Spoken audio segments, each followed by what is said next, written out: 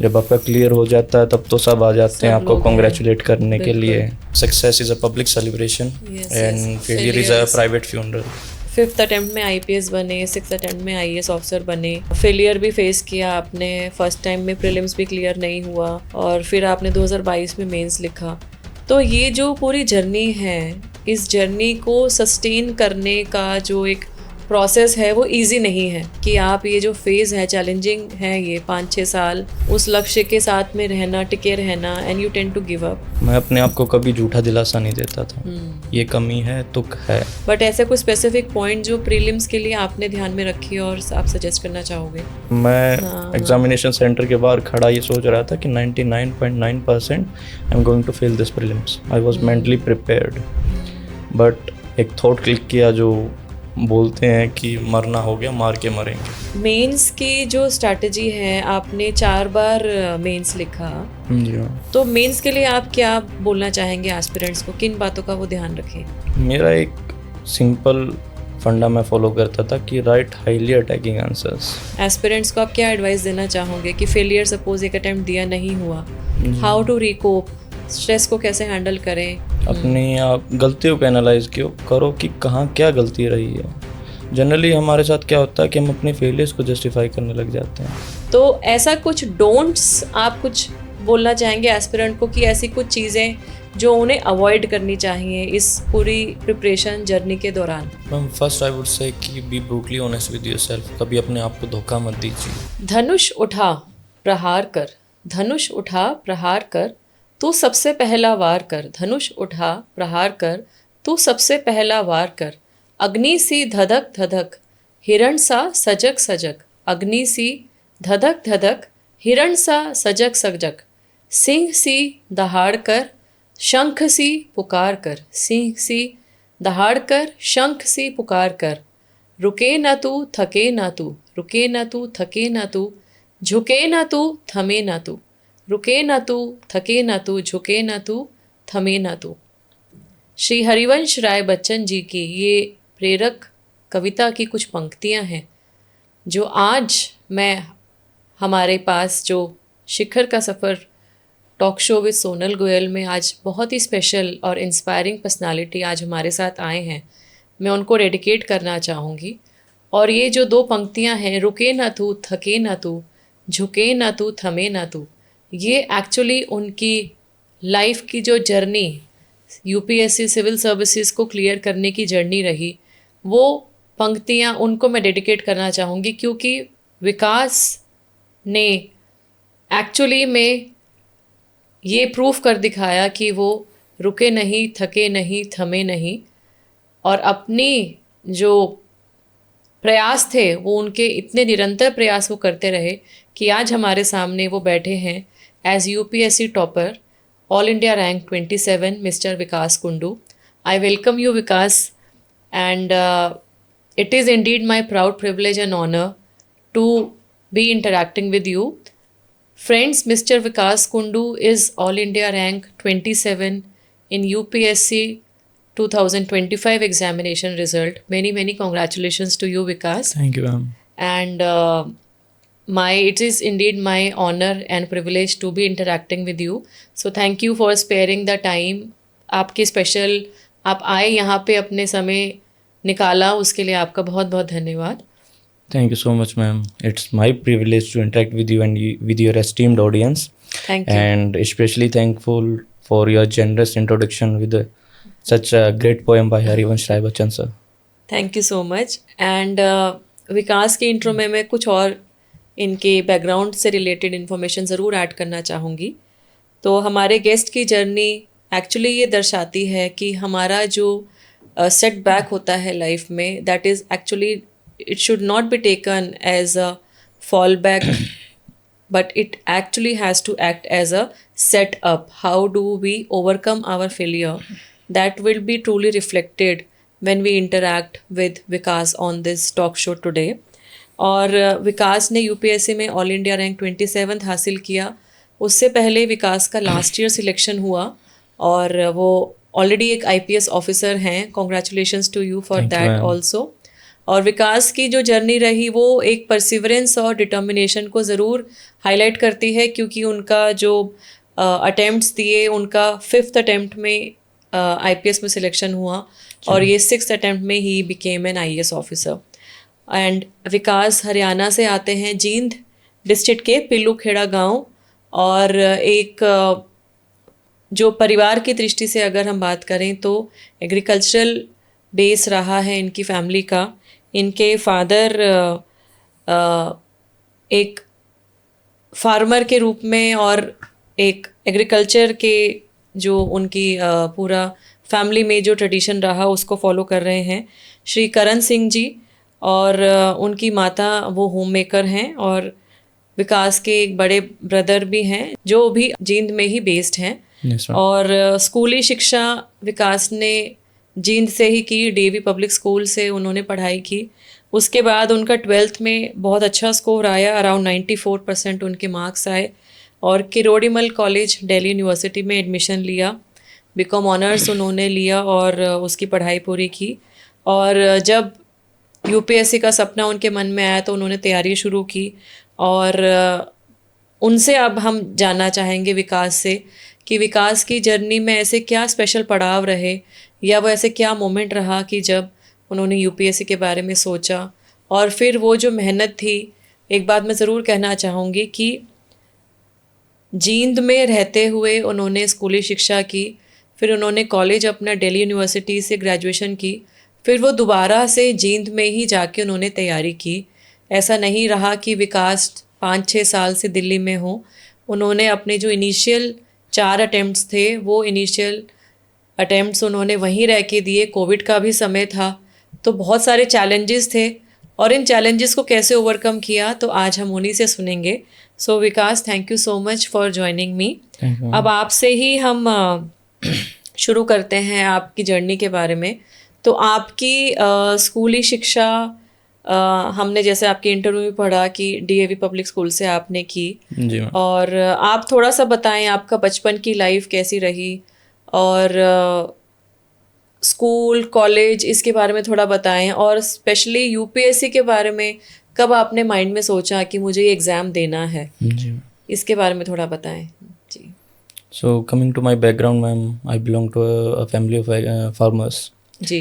तो एक साधारण से किसान परिवार में मेरा जन्म हुआ। जी। तो बचपन से खेती में इन्वॉल्व रहना इज़ अ नॉर्मल थिंग। तो मैं खेती में भी कंट्रीब्यूट करता था।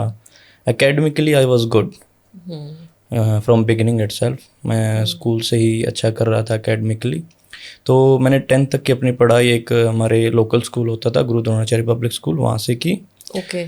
उसके बाद आई हैड ये मेरा जिद थी या एस्पिरेशन थी कि I want to study in the top school of the district. तो उसके बाद मैंने DAV ज्वाइन किया उस टाइम पे, DAV पब्लिक स्कूल 11th के लिए। Yes ma'am, 11th and 12th के लिए। So you had commerce? Yes ma'am, I had commerce despite of the fact कि ये स्कूल बहुत दूर था मेरे गांव से। हाँ, हाँ। और कोई बस की फैसिलिटी अवेलेबल नहीं थी स्कूल की तरफ से। Okay. I used to travel in public transport government buses, सरकारी बसेस। हाँ जी। तो वन साइडेड 30 किलोमीटर स्कूल पड़ता था मुझसे। वो तो बहुत ज़्यादा है, 30 किलोमीटर्स तो एक्चुअली काफ़ी ज़्यादा है जी। तो 60 kilometre distance I have to cross रोज एवरी आना डे। जाना। ओके। 4.5 आवर्स मेरे लगते ही थे ट्रैवलिंग में। और एग्जर्शन भी अलग होती है इसकी वजह से। अलग होता है और मैं पब्लिक ट्रांसपोर्ट की भीड़, you have to cope up with that and also perform in academics.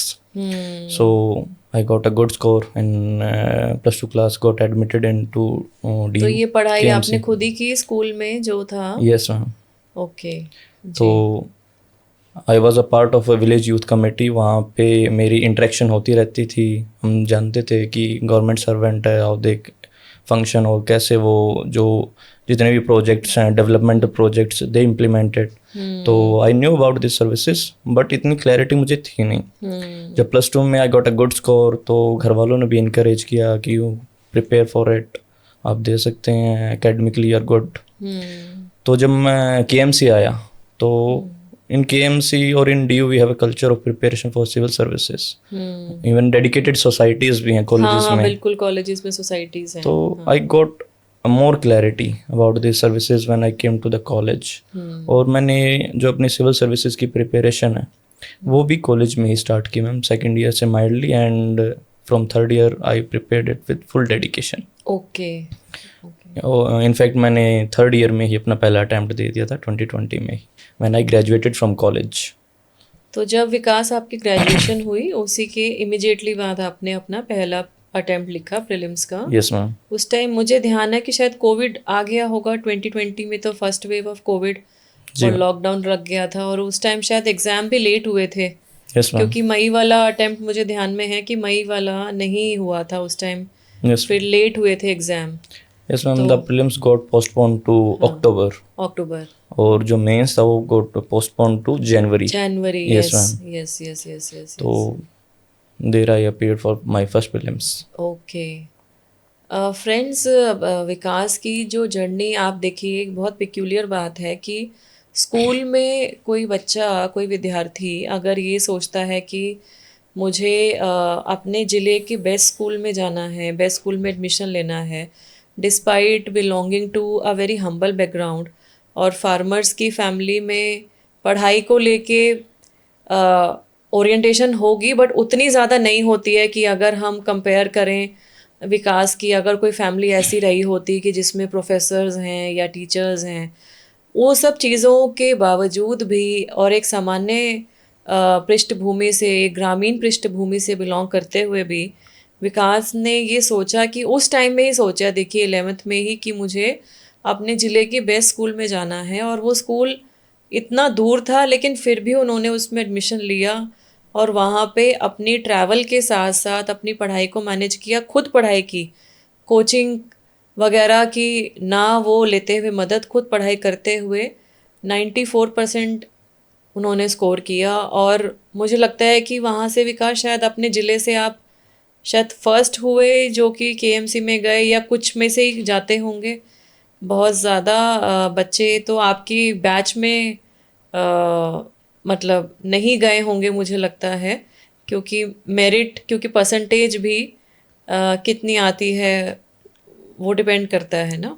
City से तो स्टूडेंट्स जाते थे, बट जी। फ्रॉम रूरल एरियाज हाँ हाँ I was one of the few right. who got admitted into जी, तो University of शहर Delhi. और गांव का जो फ़र्क है वो एजुकेशन सिस्टम में थोड़ा थोड़ा आज भी है। हमारी गवर्नमेंट की तरफ से बहुत इनिशिएटिव्स लिए जा रहे हैं, लेकिन एक बात ज़रूर है कि जो बच्चे की खुद की मेहनत है, वो किसी भी एरिया से हो, अगर वो अपने 100% देता है तो डेफिनेटली ही और शी अचीव सक्सेस। और विकास ने 12th से फिर केएमसी में एडमिशन लिया, किरोड़ीमल कॉलेज में, जैसे उन्होंने बताया कि दिल्ली यूनिवर्सिटी में। मैं भी जैसे अभी कॉलेजेस में जाती हूँ, डीयू में काफ़ी जाती हूँ बच्चों से इंटरेक्शन करने के लिए, तो केएमसी की भी आई रिमेंबर कि सिविल सर्विसेज सोसाइटी है, Yes, ma'am. और कर्तव्य सोसाइटी। कर्तव्य सोसाइटी, तो उनके भी सेमिनार में मुझे लगता है मैं गई हूँ। Yes, ma'am. हंसराज कॉलेज में गई हूँ। तो ऐसा, तो ये जो ओरिएंटेशन है विकास की लाइफ में, स्कूल में आया, इनके पेरेंट्स ने बोला, और फिर जो है आप देखिए कि सेकेंड ईयर ऑफ ग्रेजुएशन से उन्होंने तैयारी करनी स्टार्ट की, और इमीडिएटली ग्रेजुएशन के बाद इन्होंने अपना पहला प्रयास दे दिया, पहला प्रीलिम्स लिखा। विकास, इसके साथ मैं आप ये ज़रूर पूछना चाहूँगी कि यूपीएससी की जो तैयारी है, यूपीएससी सिविल सर्विसेज की, वो अपने आप में एक बहुत डिफरेंट और चैलेंजिंग एक जर्नी है। तो आप केएमसी में आए, आप अपने घर से दूर आए, आपके पेरेंट्स अभी भी वहीं रहते हैं, पीलू खेड़ा में ही, Yes, ma'am. जींद में ही रहते हैं।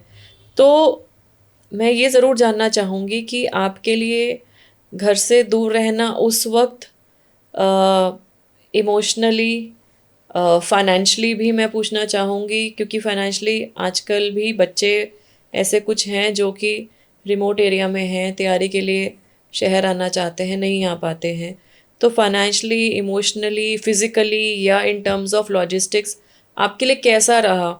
और फिर आपने जो ये डिसीजन लिया कि आपने फिर अपनी ग्रेजुएशन के बाद तैयारी फिर आपने अपने होम टाउन में जाके की, जी मैम। आपने अपने गांव में जाके की, तो इसका क्या कारण था? और आपकी ये कॉलेज वाली जर्नी ये कैसी रही?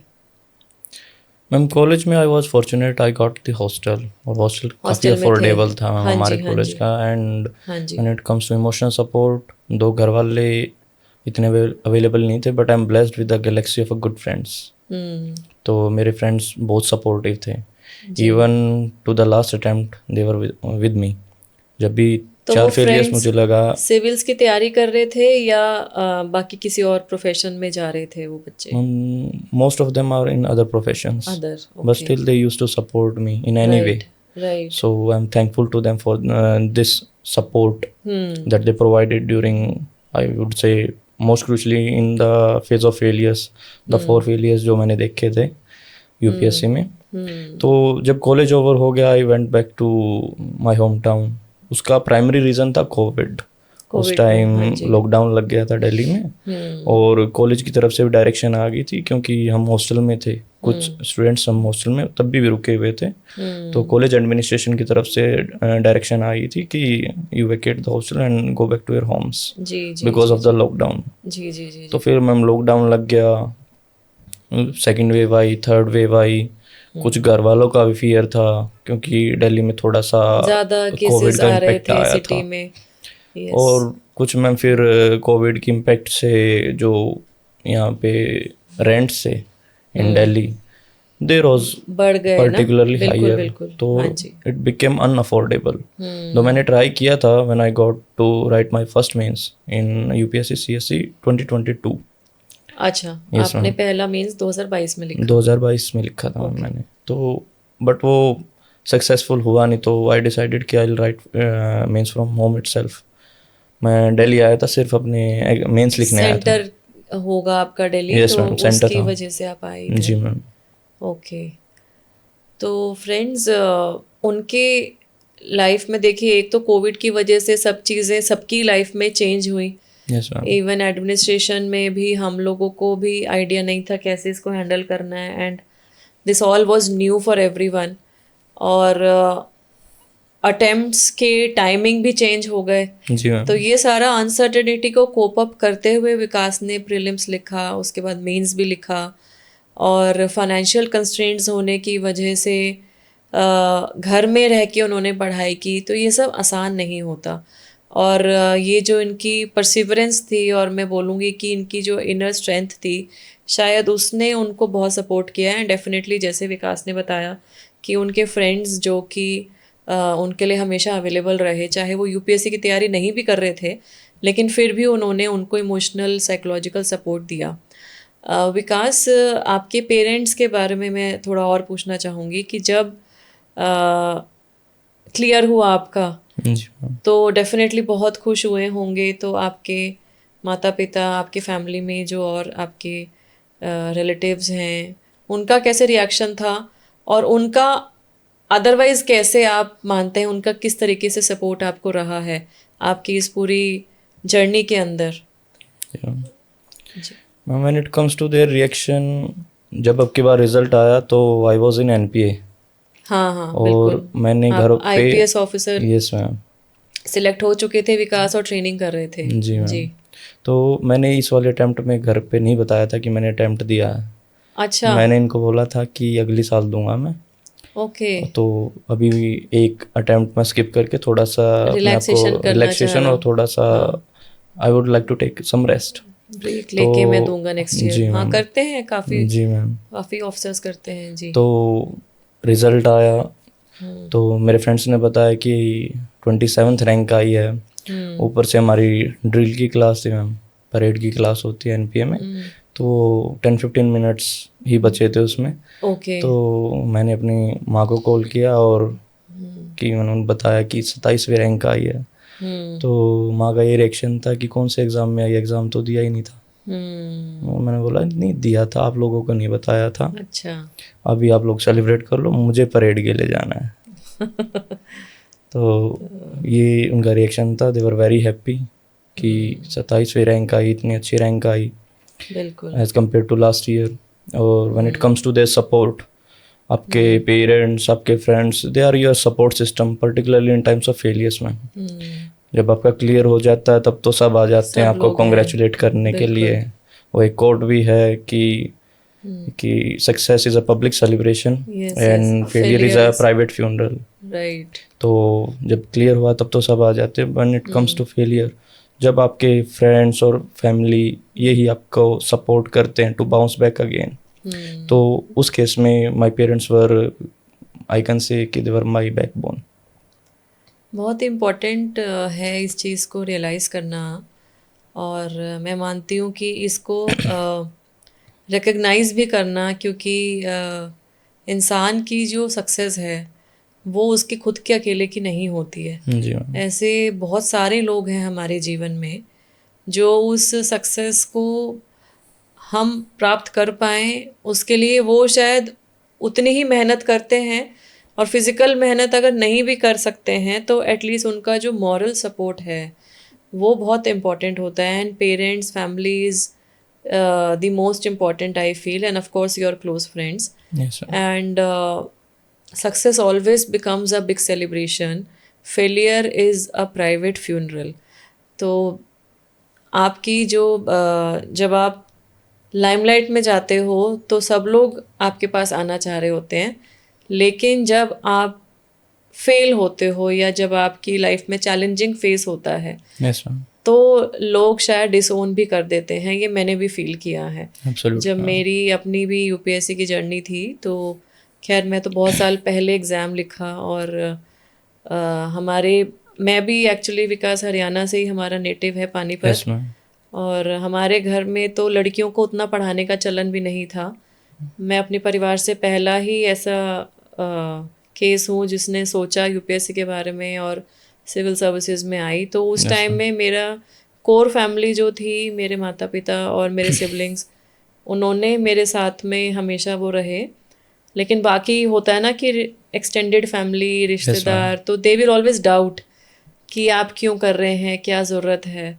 तो ये तो है कि हमारे जो एक्चुअली में जो हमारी लाइफ के सपोर्ट सिस्टम हैं वो कुछ ही लोग हैं, और Exactly, उनका हमेशा हमें ध्यान में रखना चाहिए। अब आपकी पोस्टिंग होगी, मैं इसलिए Yes, कह रही ma'am. हूँ क्योंकि पोस्टिंग होती है, बहुत सारी जिम्मेवारियाँ आपकी बढ़ जाएंगी। Yes, ma'am. You will enter into public life. अभी तक तो हम एक क्लोज एनवायरनमेंट में पढ़ रहे हैं, एग्ज़ाम लिख रहे हैं या नौकरी भी कर रहे हैं, तो वो भी एक डिफरेंट आउटलुक के साथ कर रहे हैं।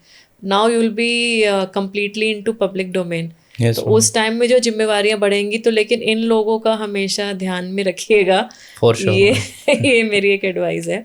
For sure. तो एक चीज़ विकास आपकी जर्नी में बहुत इम्पॉर्टेंट, जब मैं पढ़ रही थी आपके बारे में, तो जो खुद भी आपने थोड़ा अभी बताया कि 5th अटेम्प्ट में आईपीएस बने, 6th अटेम्प्ट में आईएएस ऑफिसर बने, फेलियर भी फेस किया आपने, फर्स्ट टाइम में प्रीलिम्स भी क्लियर नहीं हुआ, और फिर आपने 2022 में मेंस लिखा।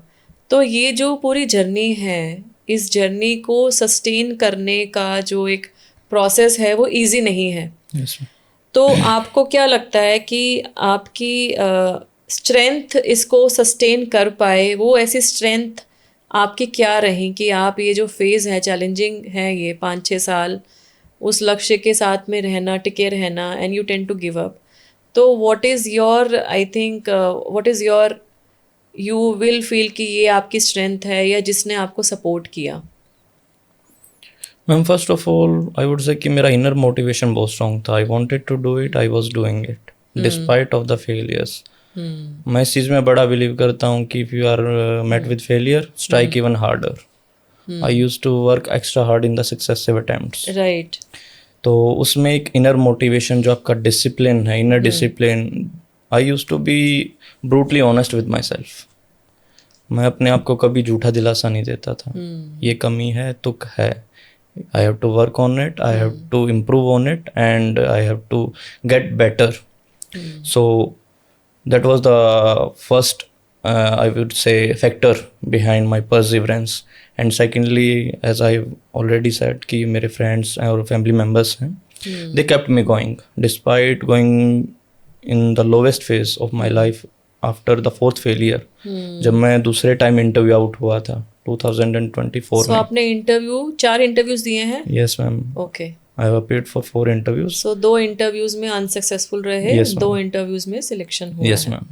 Okay, very nice. So friends, सबसे इम्पोर्टेंट बात, इनर मोटिवेशन, जो हमारा आंतरिक कारण है किसी भी लक्ष्य के प्रति, उस कारण को नहीं भूलना है और उस मोटिवेशन को, उस कारण को, उस रीज़न को ज़िंदा रखना है अपने अंदर और उसको ही विजुअलाइज करते हुए अपने जो फेलियर हैं उसको ओवरकम करना है। Yes ma'am.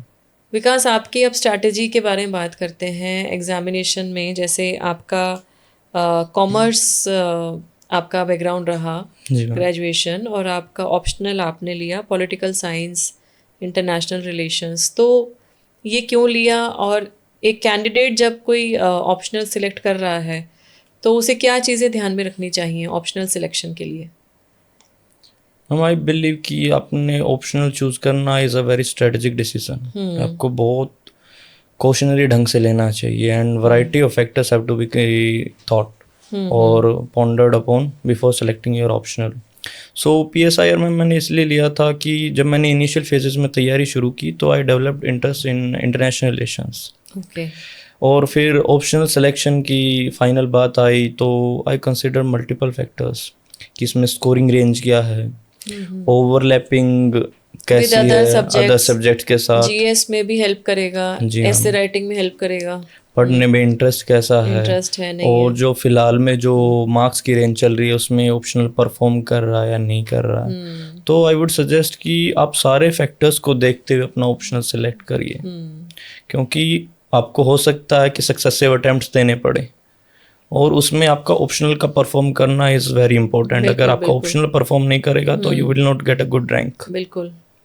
तो इसीलिए आई वुड सजेस्ट कि आप मल्टीपल फैक्टर्स को कंसिडर करते हुए बहुत पेशेंटली ये डिसीजन लिए, और एक बार डिसीजन लिया तो दूसरे ऑप्शंस की तरफ मत देखना, क्योंकि हमारी ये जनरली टेंडेंसी हो जाती है एक या दो फेलियर्स दिखने के बाद कि नहीं वो वाला ऑप्शनल अच्छा है, उस वाले में और अच्छे मार्क्स आ रहे हैं, कल को मन करेगा कि नहीं एंथ्रोपोलॉजी अच्छा है, फिर परसों को मन करता कि नहीं सोशियोलॉजी भी अच्छा है। सेम दूसरे लोगों के साथ भी होता है, उनको ये लगता है कि हमारा ऑप्शनल अच्छा Grass है। is greener on the other जी side। मैम। हाँ जी। तो आई वुड सजेस्ट कि एक पेशेंटली सारे फैक्टर्स को ध्यान में रखते हुए अपना ऑप्शनल सेलेक्ट करो एंड स्टिक टू इट। और इतनी भी फ्लेक्सिबिलिटी रखो कि एक या दो मेंस में if it is not performing और आप ऑप्शनल के साथ नहीं मैचअप कर पा रहे हैं तो यू कैन चेंज ऑल्सो। बिल्कुल बिल्कुल।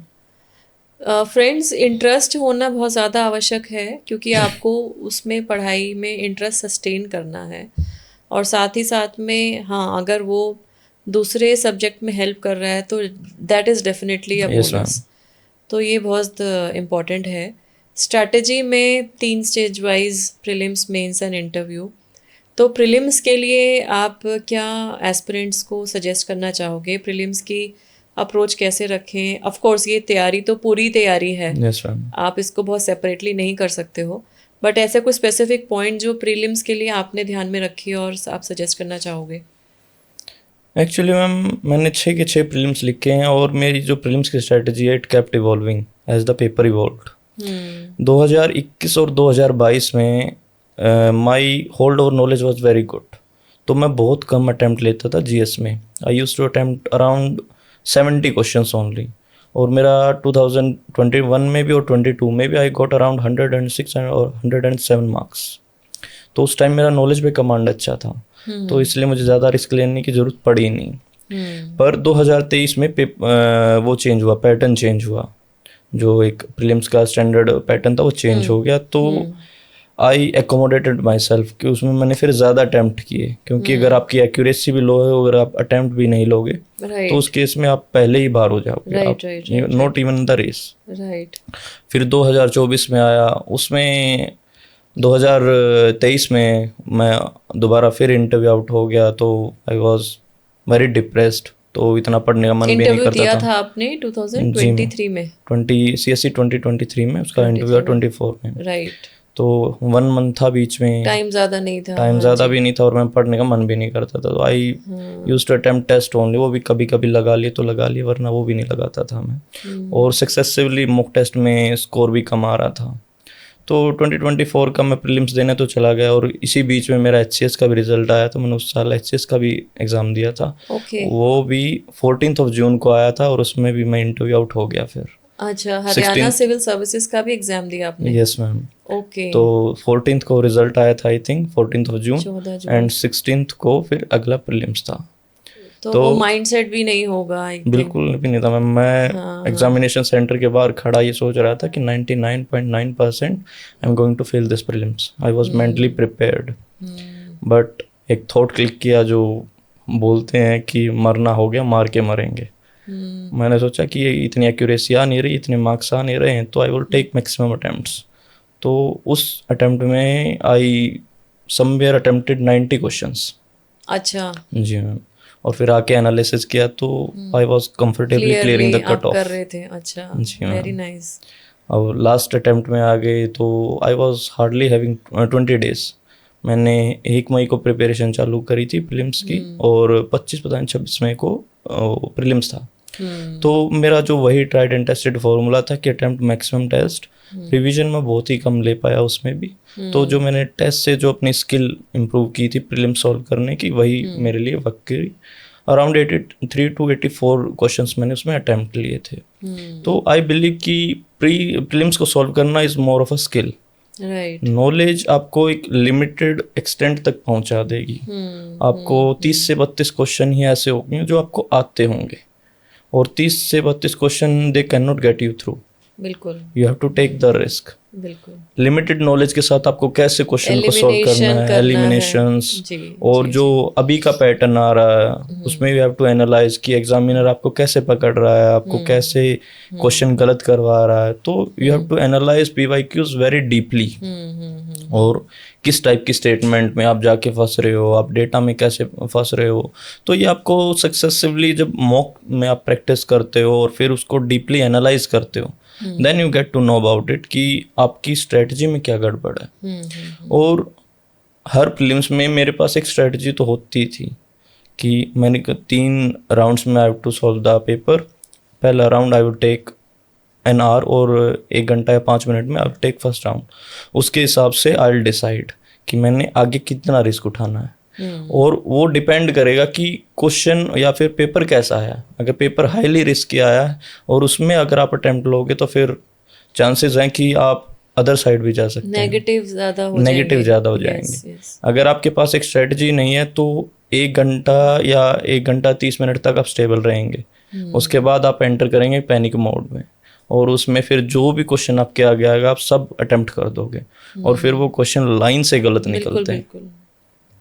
एंड नेगेटिव मार्किंग भी बहुत मेजर रोल प्ले करती है। जी तो इसीलिए जो क्वेश्चंस अटेम्प्ट करने हैं, मतलब आपका जो हंच है, आपका जो इनर, वो जो आपको थोड़ा थोड़ा गाइड करेगा। जी मैम। जैसे विकास ने भी बोला कि 30 to 32 क्वेश्चंस हैं जो आप अपने नॉलेज बेस पे कर पाओगे अटेम्प्ट। उसके अलावा फिर जो क्वेश्चंस हैं एलिमिनेशन से कुछ कुछ ऑप्शन को निकालते हुए वो आपको अटेम्प्ट करना है। फ्रेंड्स, 6 प्रीलिम्स लिखना आसान नहीं होता, और हर प्रीलिम में जैसे विकास ने कहा कि उन्होंने इवॉल्व किया और स्ट्रैटेजी को थोड़ा थोड़ा अप्रोप्रिएटली उसको चेंज किया depending upon the pattern of this examination.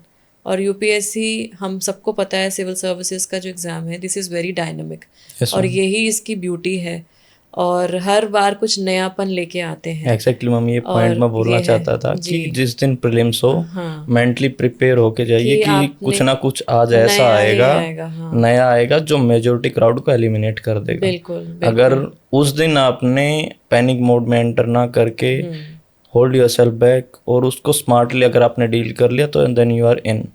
अगर आप उस चीज़ को देख के पहले ही पैनिक आउट हो गए तो जो आते आते क्वेश्चंस हैं जिनको हम बोलते हैं सिलीएस्ट ऑफ सिली मिस्टेक, वो कर बैठोगे और आते आते क्वेश्चन भी गलत हो जाते हैं। जी, इसीलिए थोड़ा सा प्रैक्टिस भी ज़रूरी है। Yes ma'am. ये जो प्रैक्टिस है ये आप घर में रह के PYQs को सॉल्व कीजिए, मॉक टेस्ट दे सकते हैं तो वो दीजिए। मैंने 2 ही अटेम्प्ट दिए प्रीलिम्स, मतलब फर्स्ट सेकेंड अटेम्प्ट में मेरा सिलेक्शन हो गया। I think I was fortunate also कि स्ट्रैटेजी जो है वो काम भी करनी चाहिए। तो फर्स्ट अटेम्प्ट फॉर्चुनेट कि मैम मेरा 6th अटेम्प्ट में भी 27th रैंक आया है। हाँ जी। वरना there are people who are on the other side. मतलब पूरा पूरा ख़त्म हो जाता है और फिर भी नहीं कर पाते फिर भी हैं। नहीं कर पाते हैं। ऐसे हर बैच में मतलब मेरे साथ भी ऐसे कैंडिडेट्स तैयारी कर रहे थे और उनको देख के एक्चुअली मुझे लगता भी था कि वो डिज़र्विंग हैं या मेरे से ज़्यादा डिज़र्विंग है। बहुत ज़्यादा मेरी फीलिंग्स ऐसा कॉमन है। तो मुझे भी एक्चुअली लगता था अपने फ्रेंड्स को देख के। बट आई थिंक ये एग्ज़ाम वही है कि इट्स वेरी अनप्रिडिक्टेबल एंड एक इक्वलाइज़र है यस मैम। कि वो हर तरीके के बैकग्राउंड के बच्चे को लेके आता है, हर तरीके के नॉलेज बेस के बच्चे को लेके आता है। कॉमर्स वाले, हम जैसे कॉमर्स वाले भी आते हैं, यस मैम। साइंस वाले भी आ रहे हैं, ह्यूमैनिटीज़ वाले भी आ रहे हैं, Exactly. कंप्यूटर साइंस वाले बच्चे भी आ रहे हैं, मेडिकल फील्ड से भी आ रहे हैं। Yes ma'am. तो ये तो ब्यूटी है। मेंस की जो स्ट्रैटेजी है, आपने 4 बार मेंस लिखा जी मैम। और उसमें फिर इंटरव्यू भी आपने कितना इंटरव्यू दिए विकास? 4 इंटरव्यूज। 4 इंटरव्यूज़। तो आप देखिए फ्रेंड्स कि 4 बार मेंस लिखने में चारों बार इंटरव्यू की कॉल आई। इसका मतलब कि जो क्वालिटी ऑफ आंसर्स था, एक्सप्रेशन ऑफ राइटिंग था, दैट वाज गुड। तो मेंस के लिए आप क्या बोलना चाहेंगे एस्पिरेंट्स को, किन बातों का वो ध्यान रखें? Ma'am when it comes to mains, मेरा एक सिंपल फंडा मैं फॉलो करता था कि राइट हाईली अटैकिंग आंसर्स। ये पहले जो मेंस था उसमें मैंने थोड़ा सा ऑप्शनल में गड़बड़ कर लिया था कि मैंने अटैकिंग आंसर्स नहीं लिखे थे, बट जीएस में मैंने हाईली अटैकिंग आंसर्स लिखे थे। बट उस अटेम्प्ट में मैंने अपना गेम मोर ऑफ ऑप्शनल पे खेला था कि I score a good marks and optional. GS में मेरा एवरेज भी आएगा तो that will take care of it. But surprisingly GS में I got a good score 425 marks okay. और मिनिमल मेरी मेहनत थी उसमें। बट ऑप्शनल में आई गॉट ओनली 216 मार्क्स। तो ऑप्शनल ने उस टाइम मेरा सिलेक्शन रोक दिया था। तो देन आई एनालाइज्ड कि क्या जीएस में मेरे लिए वर्क कर गया जो ऑप्शनल में मेरे लिए वर्क नहीं किया। राइट। तो मेरे को यही ध्यान में आया कि जीएस में था, मैंने हाईली अटैकिंग आंसर्स लिखे थे, टू द पॉइंट आंसर्स लिखे थे, तो जिसकी वजह से मेरा ठीक स्कोर आया। विकास, इसको कैसे हम डिस्क्राइब करेंगे, क्योंकि ये क्यूरियस होंगे स्टूडेंट्स इसको समझने में। हाईली अटैकिंग आंसर्स का क्या मीनिंग, मतलब कैसे आप इसको एलैबोरेट करना चाहोगे? इलेबोरेट इन द सेंस कि अगर आप पे क्वेश्चन आता है प्रेसिडेंट पे, तो आप प्रेसिडेंट में जीएस2 में आंसर लिखोगे तो डू राइट एन आर्टिकल कि किस आर्टिकल में पोस्ट है। Right. और जिस चीज़ से रिलेटेड क्वेश्चन आता है, जैसे वाइस प्रेसिडेंट के इलेक्शन पे क्वेश्चन आया था, आई थिंक पिछली बार आया था, तो उसमें आप आर्टिकल मेंशन कर दो, या फिर कुछ रिसेंट में कुछ हुआ है तो वो मेंशन कर दो। तो do right a very attacking answer. ऐसा नहीं कि आप 3 लाइन इंट्रोडक्शन में ही लिखेंगे राइट कि राइट राइट राइट। कि वो थोड़ा चीज़- क्रिस्प होना चाहिए, क्लियर होना चाहिए, और एग्जामिनर को ये लगना चाहिए कि भाई जो कैंडिडेट है, जो बच्चा एस्पिरेंट है जो लिख रहा है, जी उसको फोकस पता है जी ma'am. And he has clarity of thought and expression. That is I think what you're trying to mean Yes, from ma'am. the attacking ऐसा answers। कि अगर आप करंट अफेयर की भी कुछ हैपनिंग रिसेंट की इंट्रोडक्शन वो में लिख उसमें रहे हैं, इंक्लूड करेंगे तो उन्हें लगेगा कि बच्चा अवेयर है। And do link it to the question ask. Right. ऐसा नहीं कि एग्जामिनर चेक कुछ कर भी, रहा है तो हाँ, एग्जामिनर को सोचना पड़ रहा है कि किस कॉन्टेक्स्ट में इसका इसमें क्या लिखा कंटेक्स्ट है है ये। इसमें। हाँ जी। क्योंकि एग्जामिनर लोड नहीं लेगा आपका आंसर चेक करने में, उनको और भी कॉपीज इवेलुएट करनी है। तो स्ट्रेट फॉरवर्डली अगर उनको वो कनेक्शन मिल रहा है क्वेश्चन से, तो they are going to award you marks. अगर आप अननेसेसरीली बड़े बड़े बैकग्राउंड्स लिखोगे, जो कंटेंट नहीं पूछ रखा वो अगर लिखोगे, तो सर्टेनली आपको ये हिट करेगा कहीं ना कहीं पे। Right right. एंड दूसरा, I used to rely on enrichment. अब वो टाइम गया कि आप एक जनरल से आंसर लिख के मार्क्स ले सकते हैं। इवन जनरल स्टडीज में भी नहीं आते अब तो। You have to write examples, data, case studies. तो ये सब चीज़ें you have to include in your answers.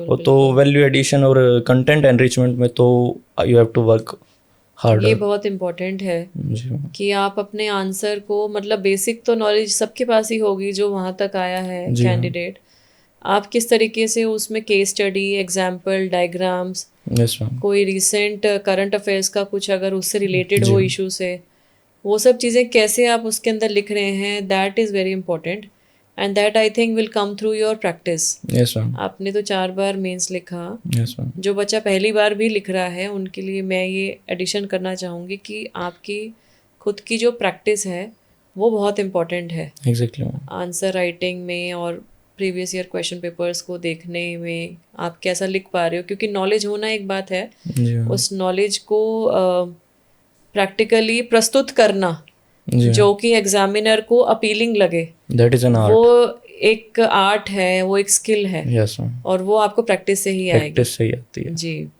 Vikas, interview आपने 2 बार इंटरव्यू दिया यस मैम. और दोनों बार आपने इंटरव्यू दिया, सिलेक्शन हुआ। Yes ma'am. एक बार आईपीएस बने, एक बार आईएएस ऑफिसर बने, तो इंटरव्यू का एक्सपीरियंस कैसा रहा? एक एस्पिरेंट को कैसे अप्रोच करना चाहिए इंटरव्यू स्टेज में आके? मैम इंटरव्यू का एक्सपीरियंस, चारों एक्सपीरियंस मेरे बहुत अच्छे रहे हैं. ऐसा कोई मैंने नहीं, आपने कितने इंटरव्यूज दिए? Sorry, 4 interviews. अच्छा 4, sorry Yes, sorry, I ma'am. Am so sorry, मैंने 2 दो में आई बोला। गॉट हाँ जी, आउट बट जी। 2 I was in. Right right right. तो इंटरव्यू का use to play on very simple strategy, be thoroughly honest. आप वहाँ पे कुछ शो ऑफ करने की कोशिश मत कीजिए. हाँ, but do work on your expression. आपकी कम्युनिकेशन स्किल्स हैं, your command on your language, और एक अच्छा आंसर देने के लिए how you have to present your content that you are reading for interview. तो उसको आप थॉरली प्रिपेयर करिए. जो आपका डेफ है उसी पे ही मेजरली आपका इंटरव्यू जाएगा. तो do prepare the entries of the DAF very thoroughly. तो ये चीज़ें मैं ज़रूर करके जाता था मैम. And do practice. आप मॉक इंटरव्यूज़ भी दीजिए क्योंकि वो आपको एकस्टम कर देंगे उस एनवायरनमेंट में. बोलने की प्रैक्टिस भी Yes, नहीं ma'am. होती है कई एस्पिरेंट्स को जी मैम, कि पढ़ाई में ही लगे हैं। क्योंकि मैम इंटरव्यू का बहुत प्रेशराइजिंग एनवायरनमेंट होता है. राइट। 4-5 पीपल हैं जो अपने फील्ड्स में बहुत अच्छा कर रहे हैं, चेयरमैन सर हैं, everybody is looking at you. और कुछ बोर्ड्स तो थोड़ा सा प्रेशराइज करते भी हैं ये देखने के लिए हाउ मच प्रेशर ही और शी कैन हैंडल. तो उस टाइम पे आपको you have to keep yourself calm and composed and listen to the question carefully. और अगर आता है तो बोल दो, अगर नहीं आता तो straight forwardly, sorry sir I do not know about it, I will read about it. Don't try to bluff. क्योंकि बोर्ड है, उसके पास, हर मेंबर के पास 20 to 30 ईयर्स का एक्सपीरियंस है. तो क्यूमुलेटिवली हम देख सकते हैं उनके पास कितना एक्सपीरियंस है, कितने सालों का एक्सपीरियंस है. They can quote you easily. बिल्कुल बिल्कुल. तो इस हिसाब से I use to rely on basics. Absolutely. 4 interviews face करना, उसमें से 2 इंटरव्यूज़ में सिलेक्ट हो जाने का जो एक्सपीरियंस है विकास का, बहुत ही क्रूशल है. एंड जो एक बात बहुत इम्पॉर्टेंट उन्होंने बोली, to which I also agree completely, कि you have to be honest in your interview. और अगर किसी चीज़ का जवाब नहीं आता है तो do not try and bluff. We can always admit कि I am not aware about this, क्योंकि कोई फ़ायदा नहीं है उस एक लूप में फंसने का कि आप कुछ गलत बोलेंगे, उसका फिर वो कुछ और पूछेंगे, and they can actually catch you because वो अपनी फील्ड में इतने एक्सपीरियंस्ड लोग हैं, चेयरमैन और बाकी board members. So friends, just try to be your self, work on your communication skill, practice कीजिए. ये ज़रूरी है कि नॉलेज बहुत सारी हम लोगों को ऑलरेडी है, हम इंटरव्यू तक जा रहे हैं तो वो एक अपने आप में एक प्रमाण है कि we are better than others. But हम कैसे प्रेजेंट करें वो जो हमको नॉलेज है उस पर थोड़ा सा वर्क ऑन करने की डेफिनेटली ज़रूरत है. So your presentation, your communication, उसमें थोड़ा सा हम अगर वर्क ऑन करें तो वो बेटर कर सकते हैं. विकास, आपने जैसे आपने खुद भी बताया कि विलेज में आप यूथ कमेटी में आप थे. Yes, और आप उसमें शायद वाइस प्रेसिडेंट के रूप में आपने Yes, उसमें काम किया. और उस टाइम में आपको थोड़ा थोड़ा ये हुआ कि डेवलपमेंटल प्रोफाइल में काम कर सकते हैं. Yes, फिर सिविल्स के बारे में आपका रुझान हुआ. तो और एक और बहुत इम्पॉर्टेंट बात है आपकी जर्नी में कि आपने गांव में रह के पढ़ाई की, आपने ग्रास रूट्स में गवर्नेंस को देखा है जी. कि एक विलेज लेवल में, एक छोटे शहर में किस तरीके की गवर्नेंस है, क्या समस्याएं हैं या क्या अच्छाई हैं. जी. तो आपको मैं ये ज़रूर जानना चाहूँगी आपसे कि ये सारा जो एक्सपीरियंस है इसने क्या आपकी जर्नी में ऐसा आपके माइंड में कुछ ऐसे चीज़ों को क्या लेके आए हैं कि आप उन फील्ड में काम करना चाहेंगे, कि आप उन सेक्टर्स में आप काम करना चाहेंगे. Even though as IAS officer journey हम डिसाइड नहीं करते हैं, मतलब वो तो फील्ड पोस्टिंग से लेके जब आप सेक्रेटेरिएट जाएंगे तो अलग अलग विभाग में काम करेंगे. बट ऐसा कुछ ऐसा कुछ आपने सोचा कि मुझे इन चीज़ों पे ज़रूर काम करने का मौका मिलेगा तो मैं डेफिनेटली अच्छे से करना चाहूँगा? कुछ ऐसे फोकस एरियाज़ क्या आपने सोचे? मैम बेसिकली जब विलेजेस को हम देखते हैं और हम सिटीज़ को देखते हैं, there is a difference of governance. Cities में जनरली थोड़ी सी बेटर गवर्नेंस है, but when it comes to villages there is a governance deficit. For example, हम हमारे आसपास के भी गांव है या हमारा गांव है, उसमें there is no waste management system. People जो अपना कन्वेंशनली वो चीज़ करते हैं, उसी से अपना वेस्ट को इधर उधर फेंक देते हैं. बट गवर्नमेंट ने ट्राई किया, बट थोड़ा सा ही उसमें चेंज आया, जगह जगह डस्टबिन्स लग गए, but there is no regular follow up, so we can work on it.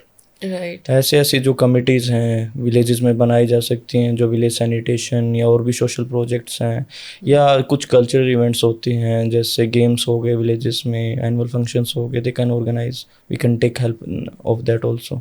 सो जब मैं इस कमेटी में काम करता था, तो इसी से मेरे को पता चला कि जो ये सिविल सर्वेंट्स हैं, they can actually create far better difference in the society, हाँ जी. Far better impact in the society. जी. वहीं से मेरा थोड़ा सा रुझान आया था टुवर्ड्स सिविल सर्विसेज.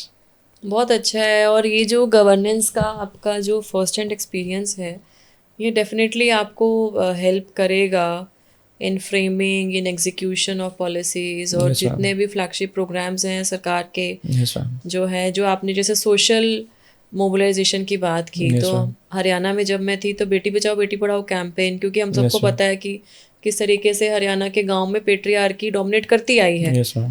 आज सिचुएशन बेटर है, लेकिन कुछ सालों पहले बेटर नहीं थी.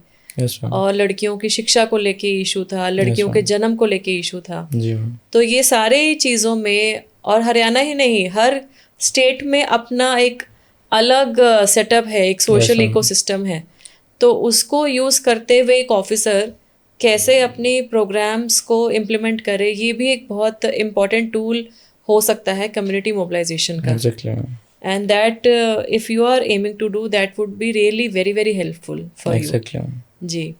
आपकी जर्नी में विकास, आपने बताया कि आप इनर स्ट्रेंथ आपकी बहुत स्ट्रांग रही, इनर मोटिवेशन रहा.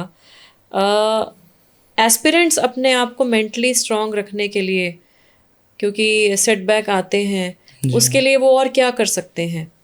एस्पिरेंट्स को आप क्या एडवाइस देना चाहोगे कि फेलियर सपोज एक अटेम्प्ट दिया नहीं हुआ, हाउ टू रिकोप, स्ट्रेस को कैसे हैंडल करें, मेंटल स्ट्रेस को कैसे हैंडल करें?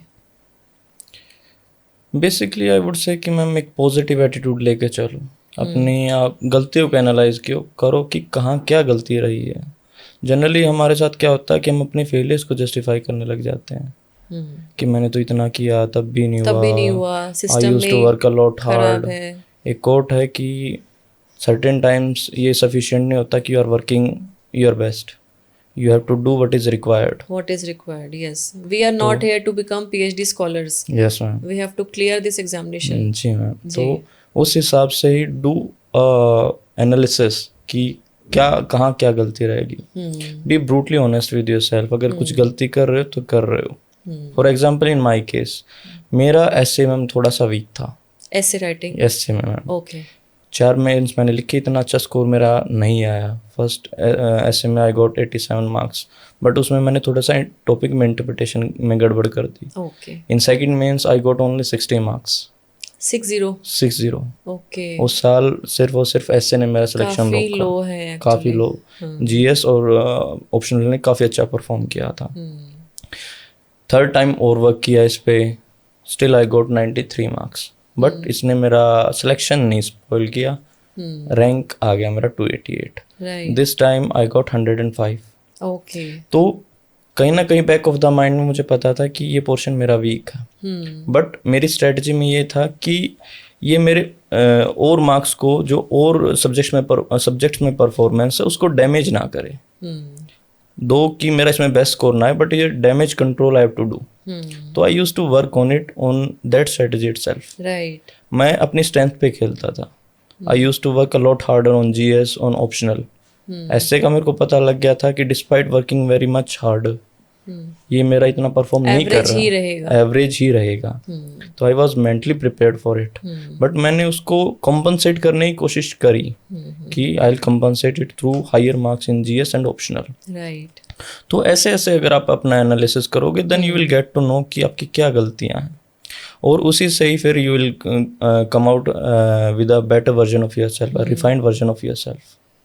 फ्रेंड्स, बहुत ज़रूरी है जो विकास ने बात बोली कि we have to own our failures, जी कि आपकी जो फेलियर हैं वो शायद कोई ना कोई हमारे अंदर ही कमी है जिसकी वजह से हम उस पड़ाव को पार नहीं कर पा रहे हैं।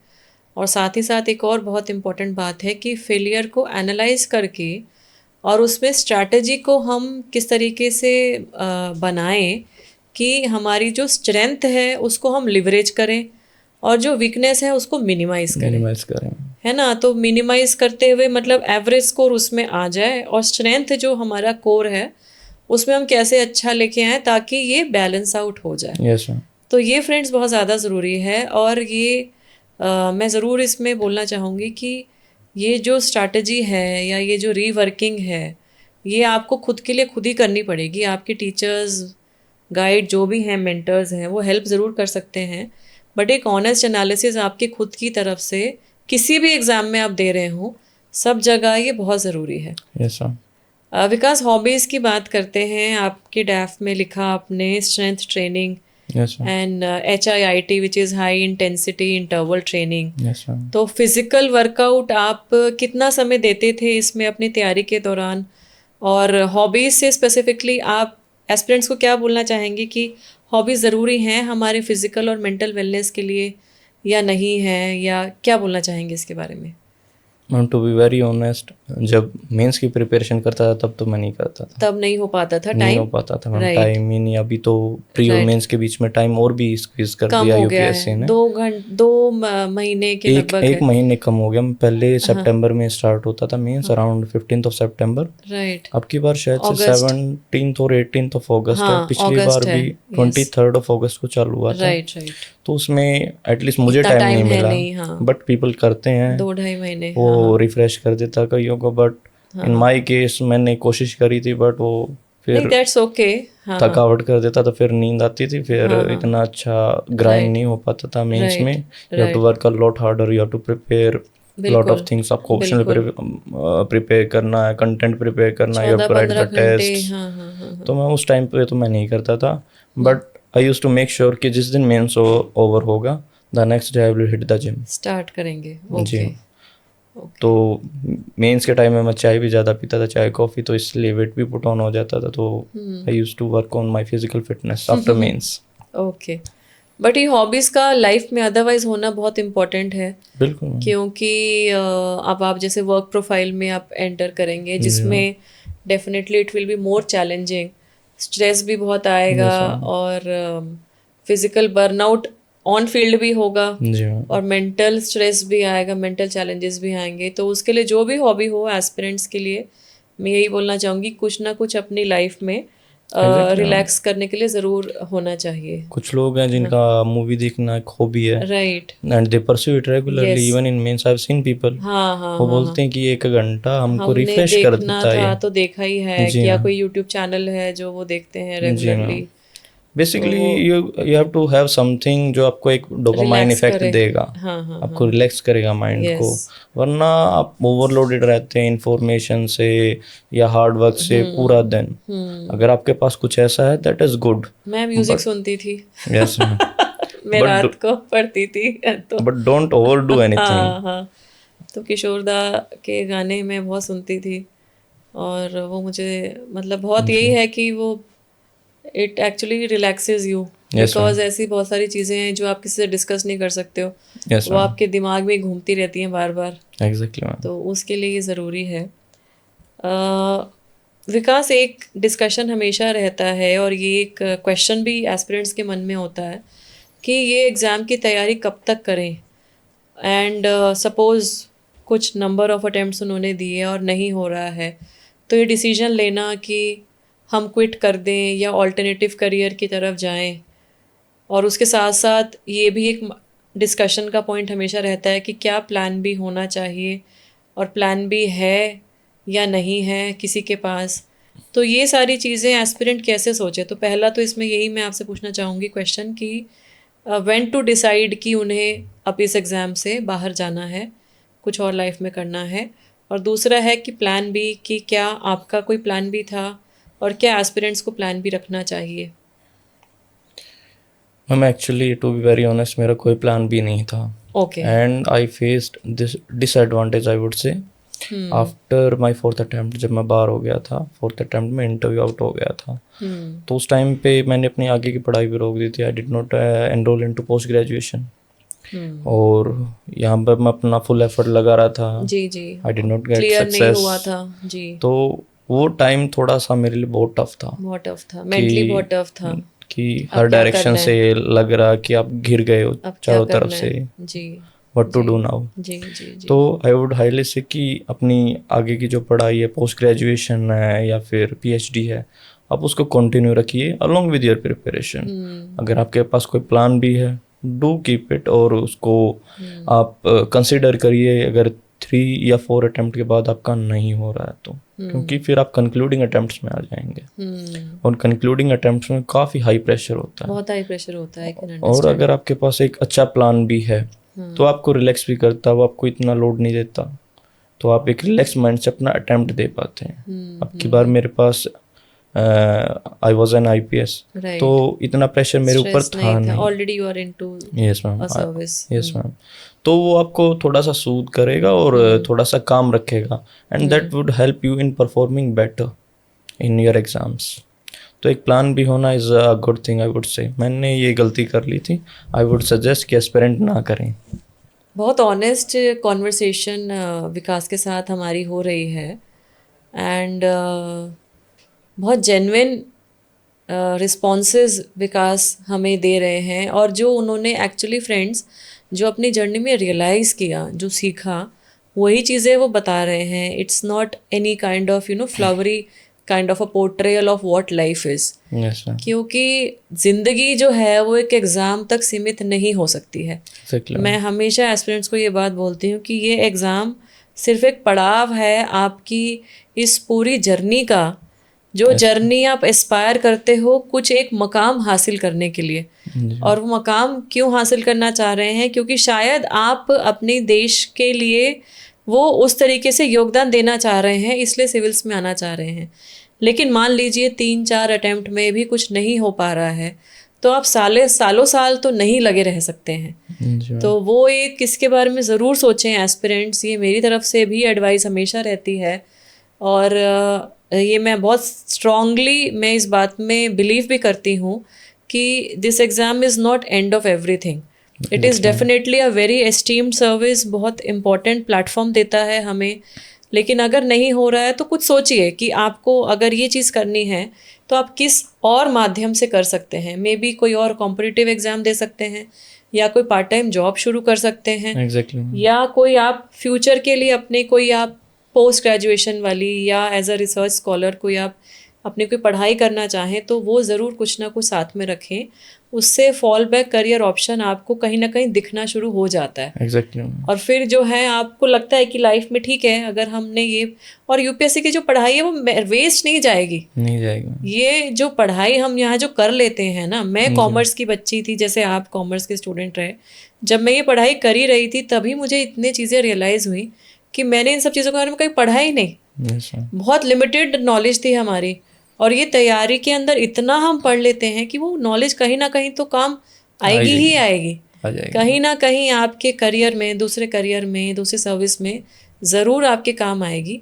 तो फ्रेंड्स थोड़ा सा इस पे एक रैशनल एनालिसिस कीजिए।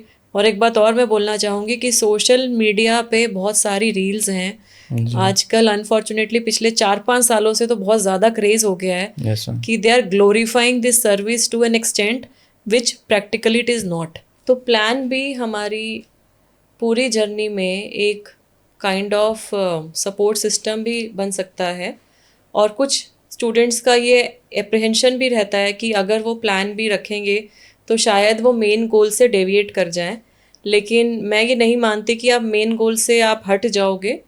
मेन गोल तो डेफिनेटली वही रखना है जो आपका मेन प्लान ए है, उसको एक माइंड में बैकअप ऑप्शन ये रख सकते हैं कि हाँ अगर ये नहीं हुआ तो हम ये दूसरा एक ऑल्टरनेटिव करियर चूज करेंगे, ताकि आपकी ये जो जर्नी है ये थोड़ी सी आसान हो जाए और जर्नी में आपको एक ऑल्टरनेटिव करियर के बारे में भी थोड़ा सा एक आइडिया लगता रहे। ये भी फ्रेंड्स इम्पोर्टेंट है।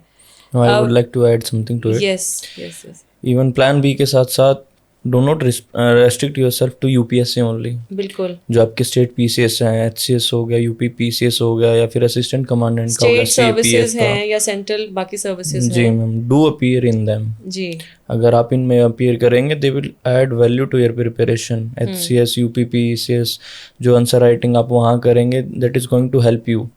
और इनका भी जो नेचर है इन एग्जाम्स का भी ये काफ़ी UPSC से सिमिलर है। बिल्कुल, तो ये भी आप ट्राई कर सकते हैं।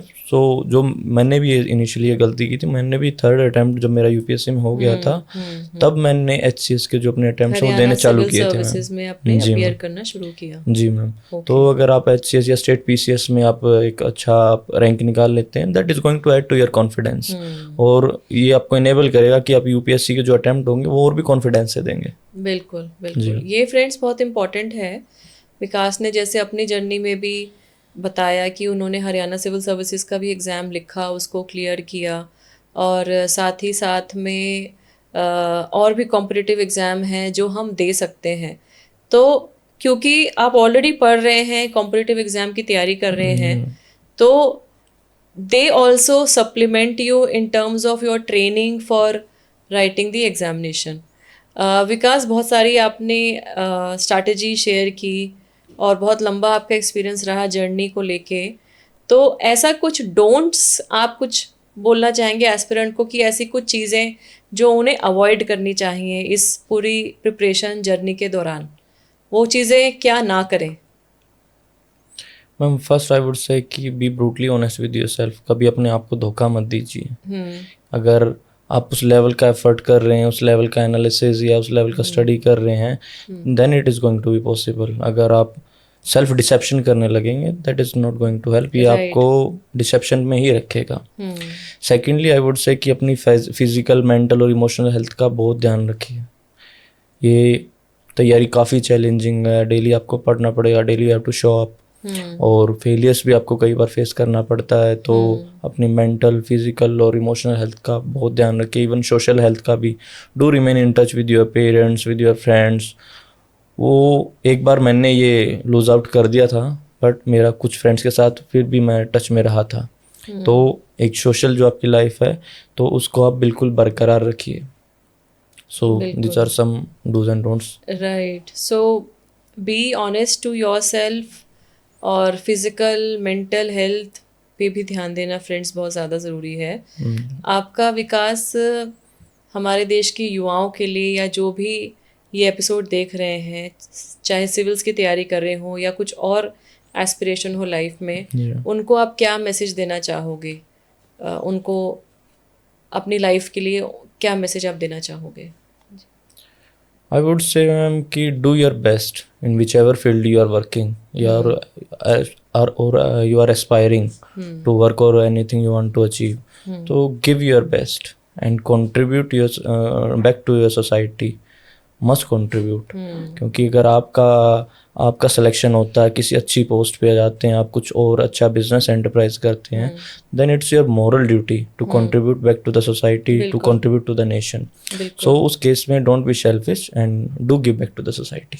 बहुत ही अच्छी बात और बहुत ही इम्पोर्टेंट बात विकास ने कही यहाँ कि कोई भी सर्विस, करियर, प्रोफेशन आप चूज़ करें, giving back to the society, giving back to your country is very very important. Vikas, बहुत इंसाइटफुल आपकी आज आपके साथ कॉन्वर्सेशन रही। आपकी journey is actually an example of perseverance. Before I conclude, एक बहुत ही छोटा सा रैपिड फायर करना चाहेंगे जो कि लाइटर वेन क्वेश्चंस होंगे। आपको खाने में आपने मम्मी के हाथ का बनाया हुआ क्या फेवरेट डिश है? क्या अच्छा लगता है? सभी कुछ अच्छा लगता होगा, बट एक स्पेशल कि जब मूड डाउन है तो मम्मी ये बना दें तो मैं ये मुझे अच्छा लगता है। The famous Haryanvi dish churma. चूरमा चूरमा। बिल्कुल, घी वाला चूरमा बहुत घी टेस्टी वाला, है। yes, ma'am. आप की कोई डेस्टिनेशन प्लेस जो आप जाना चाहते हो इंडिया में और कोई बाहर? Ma'am, in India, I would say कि I would like to explore Rajasthan more. Okay. क्योंकि राजस्थान में कॉम्बिनेशन मिलता है आपको, हाँ। को नेचुरल ब्यूटी भी मिलती है, रिलीजियस सिग्निफिकेंस भी है और हिस्टोरिकल सिग्निफिकेंस भी है, वेरियस फोर्ट्स हैं, तो I would like to explore Rajasthan more. And when it comes to abroad, तो I would like to see the culture and historical events that are और places that are present in Pakistan. For example, the city of Lahore that has Okay. huge historical significance. So I would like to study that. Okay. And also I would like to visit Scandinavian countries because उनका जो human development index है वो काफ़ी high है और happiness index में भी these countries are performing way better than other countries. So I would like to study their society. Okay, nice. Last सवाल आपसे, शिखर का सफ़र इस पॉडकास्ट का टाइटल है। आपके लिए इसका क्या मायना है? मतलब आपके लिए शिखर का सफ़र क्या क्या बोलता है, क्या रिप्रेजेंट करता है? Ma'am, for me, I think it is more about the journey to self-exploration, self-improvement, and discovery of one's true self. True potential. Yes, ma'am. And this journey demands dedication, discipline, consistency, and perseverance. So, Shikhar ka safar, I would say, is a journey towards self-betterment. Friends, journey of self betterment, journey आप किस तरीके से और अच्छा करें, किस तरीके से और अच्छा बने, और उसके लिए जैसे विकास ने बोला कि discipline, consistency, perseverance, your own determination and your efforts, ये सबसे ज़्यादा ज़रूरी हैं। और ये जो जर्नी है ये हमेशा इवॉल्व होती रहेगी। जी मैम. ये जर्नी कभी ख़त्म नहीं होगी, इसीलिए इसका नाम सफ़र रखा है हमने। Yes, sir. कि ये जो शिखर है इसका सफ़र चलते रहना चाहिए। जी मैम. आज एक ऐसे व्यक्तित्व से हमने इंटरेक्शन की जो कि सामान्य परिवार से आते हैं, हमारे रूरल इंडिया को डिपिक्ट करते हैं, और किस तरीके से उन्होंने अपनी ज़िंदगी में इतने चैलेंजेस को फेस किया, लेकिन वो चैलेंजेस ने उन्हें ओवरपावर ना हो ऐसा उन्होंने अपने आप को इनर स्ट्रेंथ प्रोवाइड की। और आज हम सब देख रहे हैं कि उनके एफ़र्ट्स और उनकी डिटर्मिनेशन और उनकी मेहनत से वो यूपीएससी टॉपर बने हैं। पिछले साल उनका आईपीएस में सिलेक्शन हुआ और इस साल अब वो आईएएस में सिलेक्ट हो गए हैं। All India rank 27 Vikas Kundu आज हमारे साथ कॉन्वर्सेशन में थे। Vikas, I am truly delighted and I feel grateful कि आप आज यहाँ पे आए, एंड बहुत सारी अच्छी बातें आपने, रियल बातें मैं बोलूँगी, प्रैक्टिकल बातें आपने एस्पिरेंट्स के लिए बताई, उसके लिए बहुत बहुत धन्यवाद। And my best wishes to you for a journey in service of the nation. Thank you, ma'am. And I am very much sure with your positive mindset, with your intention, with your commitment, you will do wonders and you will contribute immensely to this development of the country. आपको बहुत बहुत मेरी शुभकामनाएं और आपके परिवार को शुभकामनाएं, आपके परिवार को भी, आपके पेरेंट्स को भी मेरी तरफ से बधाई। और आप जीवन में बहुत अच्छा करें और खुश रहें, मेरी तरफ से यही आपके लिए शुभकामनाएं हैं। And to the viewers, I would like to thank each one of you who are watching this episode. आपको अगर अच्छा लगे इसको लाइक, शेयर, कमेंट ज़रूर कीजिए, and do share with all those people whom you feel कि they should watch this episode. Students जो कि कोई भी कॉम्पिटिटिव एग्ज़ाम दे रहे हों, ऐसी लाइफ जर्नीज़ हमें हमेशा इंस्पायर करती आई हैं। और मेरा यही प्रयास है, छोटा सा प्रयास है कि हमारे समाज में ऐसे जो लोग जो अपनी कठिनाइयों का सामना करते हुए उससे आगे बढ़ते आए हैं, ऐसी इंस्पिरेशनल स्टोरीज़ मैं आप सबके सामने लेके आऊँ। So thank you for joining and do share, like and comment. हम सब लोग अपने देश में अपना योगदान देते रहें। आप सभी का बहुत बहुत धन्यवाद। जय हिंद, जय भारत।